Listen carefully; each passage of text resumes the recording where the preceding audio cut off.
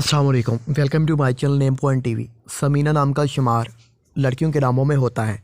समीना नाम की इब्तदाई तारीख अरबी ज़बान से निकलती है। समीना नाम के अफराद के लिए लकी नंबर 3 माना जाता है। समीना नाम का मतलब चकना और गद्दाज होना है। समीना नाम के अफराद के लिए मुआफ़िक और फ़ायदेमंद नंबरों में 1, 3, 7, 8, 9, 13 और 17 शामिल हैं।